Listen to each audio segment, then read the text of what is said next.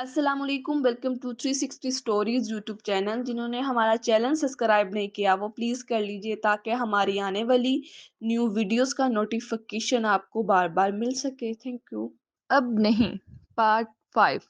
کسی بھی مشکل کے بنا پر ثنا آرٹیکل پر کلک کریں تاکہ پوری کہانی کو پڑھ سکیں۔ شکریہ۔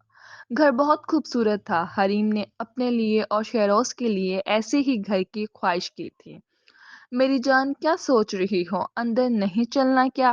شیروز اس کی سائڈ کا دروازہ کھولے کھڑا تھا۔ شیروز، ہم یہ کہاں آئے ہیں؟ اندر چلو پھر بتاتا ہوں۔ حریم گاڑی سے اتر گئی تھی اور پھر شیروز کے ساتھ گھر میں داخل ہوئی تھی۔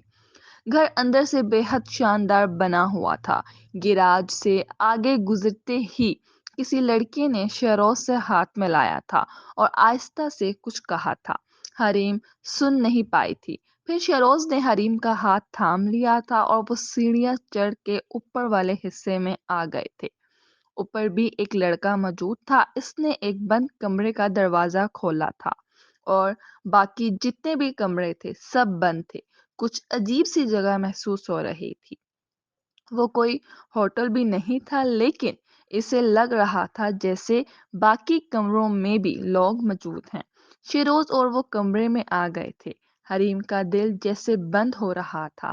شیروز نے کمرے کو لاک کر دیا تھا اور اس کے ساتھ آ کے کھڑا ہو گیا تھا۔ حریم، اب تو چادر اتار دو یار، مجھے تمہیں دیکھنا ہے۔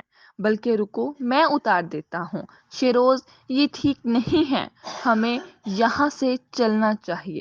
چپ کر جاؤ، سب ٹھیک ہے، تم میری زندگی ہو اور ہمیشہ ہم نے ساتھ ہی تو رہنا ہے۔ پر شیروز، کسی کو پتہ چل گیا تو کیا ہوگا؟ میں ہوں نا، مجھ پہ یقین رکھو، ہمیشہ تمہارے آگے کھڑا رہوں گا۔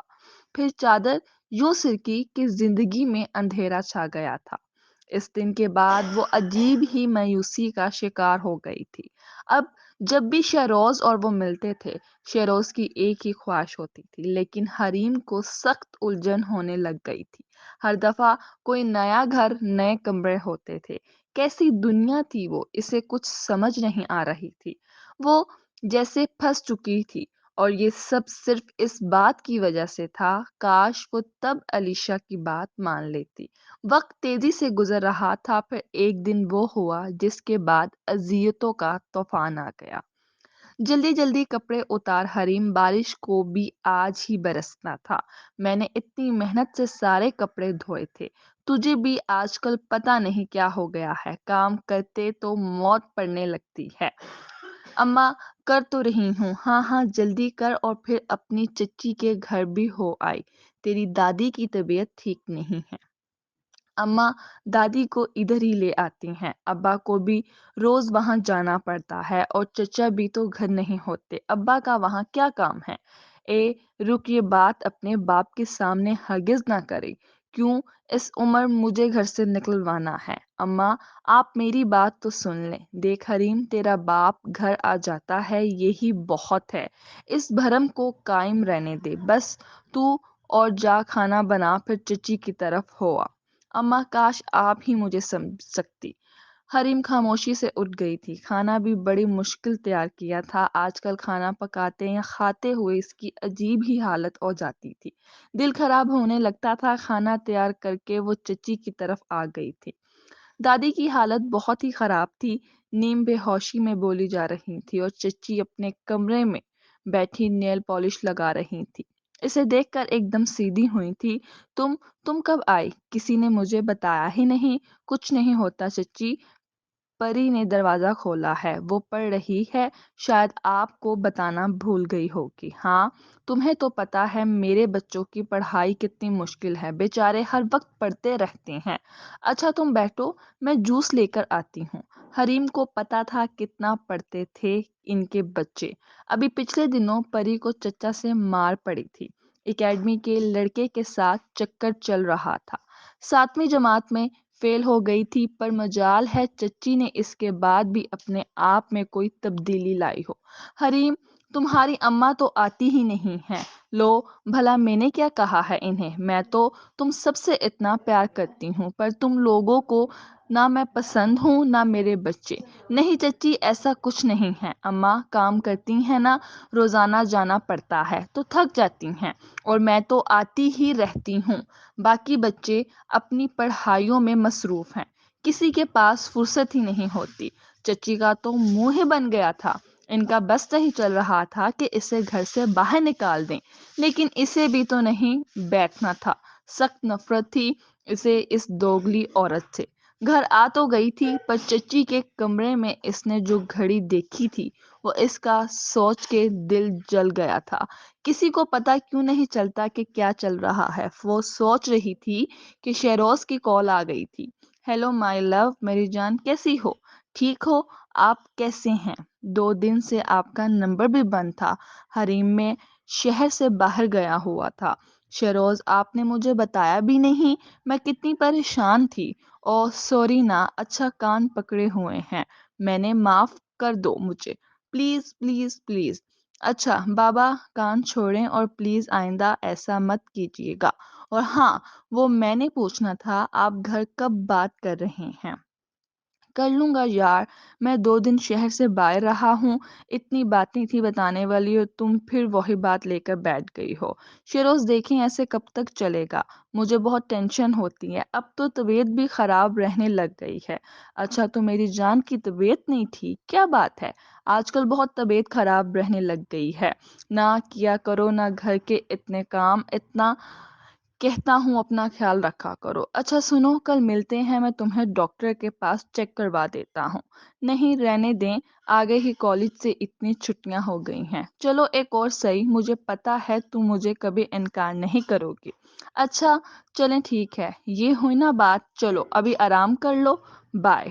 حریم یار کیا حالت بنا لی ہے اپنی، ایسے لگ رہا ہے صدیوں سے بیمار ہو۔ شیروز مسلسل اس کو دیکھ رہا تھا، آنکھوں کے نیچے اپنے حلقے دیکھے ہیں، کیا لگ رہی ہو، کچھ اندازہ ہے؟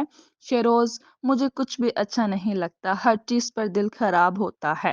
اچھا بس میری ایک جاننے والی ڈاکٹر ہیں، وہ آنے ہی والی ہوں گی۔ شیروز یہ کیسا ہسپتال ہے؟ مجھے تو عجیب سی جگہ لگ رہی ہے، 4 کمرے ہیں اور نہ کوئی مریض ہے نہ ڈاکٹر۔ تم چھوڑو جیسا بھی ہے، ہم نے تو بس چیک اپ کروانا ہے۔ اس کے بعد ہم روم میں چلے گئے، روم میں نہیں آج شیروز میری حالت ٹھیک نہیں ہے۔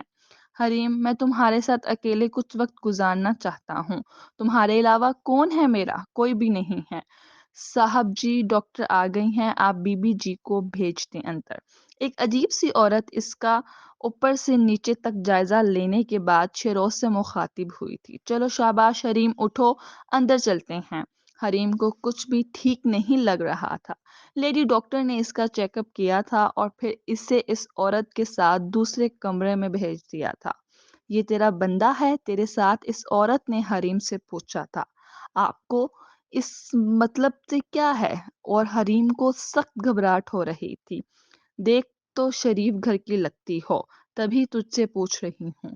ادھر بندوں والیاں کم ہی آتی ہیں، اور جو آتی ہیں بیچاریاں تجھ جیسی معصوم ہوتی ہیں۔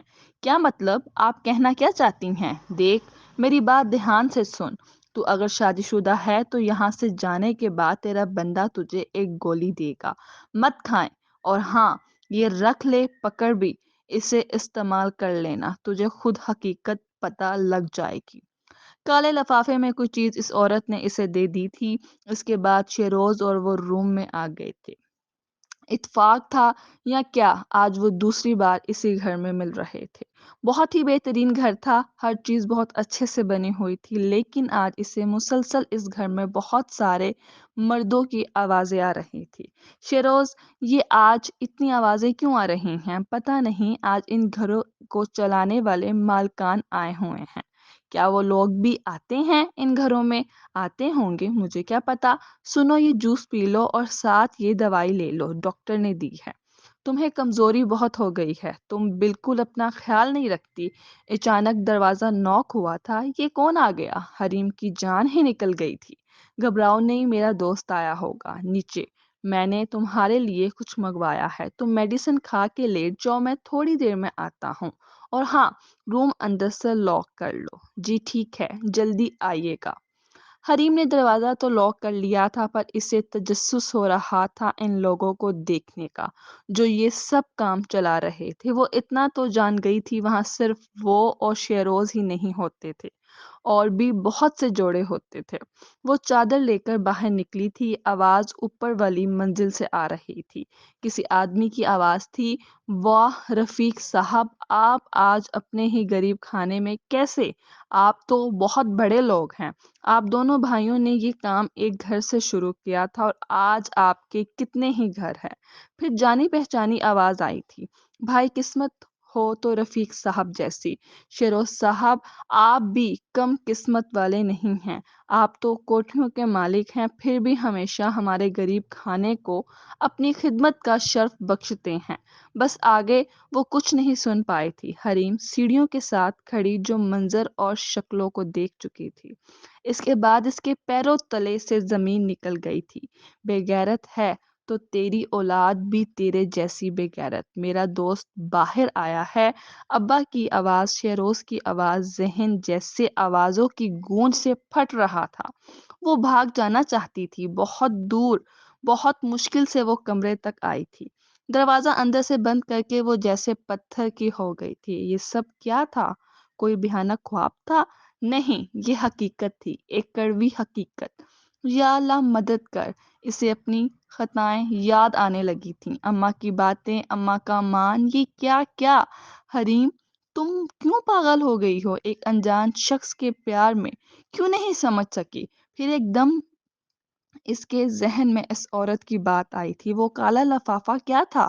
اس میں وہ جلدی سے لفافے کو کھولنے لگی۔ جو چیز اس لفافے کے اندر تھی، اس نے اس پر مزید قیامت ڈھا دی تھی۔ وہ ابھی ہاتھ میں ہی بیٹھی حیرانگی سے اپنے ہاتھ میں تھمی چیز پر پازیٹیو کا نشان دیکھ رہی تھی۔